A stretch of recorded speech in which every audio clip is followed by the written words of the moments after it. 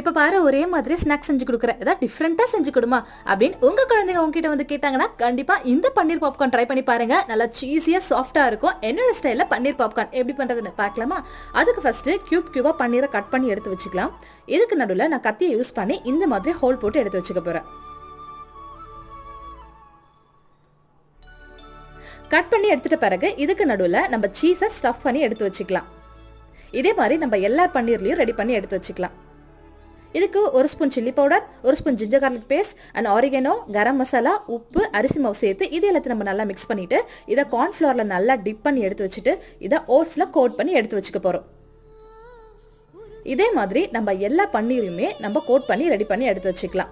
இப்போ ஆயில் நல்லா சூடானதும் இது எல்லாத்தையும் போட்டு நம்ம டீப் ஃப்ரை பண்ணி எடுத்துக்க போறோம். இது எல்லாமே நல்லா கோல்டன் ப்ரௌன் ஆனதும் இதை ஒரு பிளேட்ல எடுத்து சர்வ் பண்ணோம் அப்படின்னா சூப்பரா சீஸியா பன்னீர் பாப்கார்ன் ரெடி ஆயிடுச்சு. கண்டிப்பா இந்த வீட்டில்